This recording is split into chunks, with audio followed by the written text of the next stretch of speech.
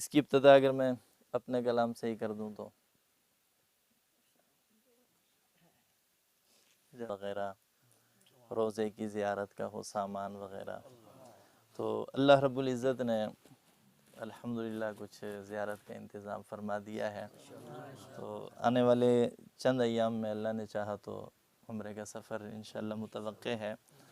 تو وہ ایک کیفیت اس تیاری کے بعد جو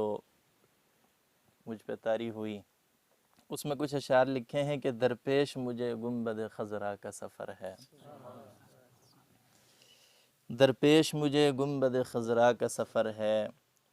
بے تاب ہے دھڑکن تو میری آنکھ بھی تر ہے، اور دیکھوں گا بہت شوق سے سرکار کا مسکن،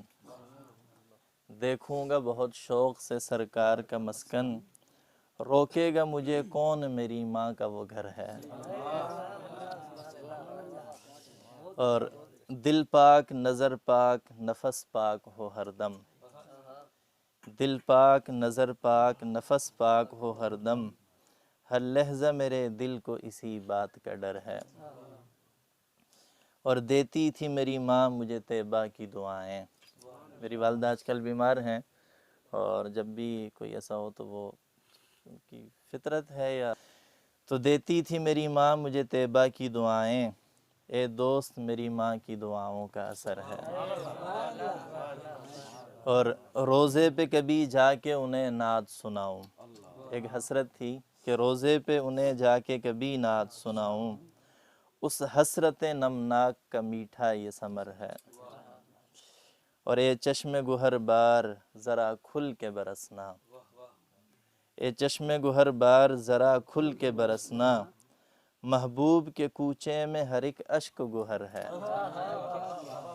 اور اس خاک کے ذروں پہ کروں خلد بھی قرباں، اس خاک کے ذروں پہ کروں خلد بھی قرباں،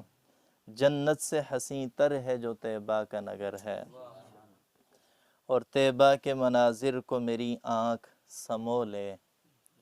طیبہ کے مناظر کو میری آنکھ سمو لے،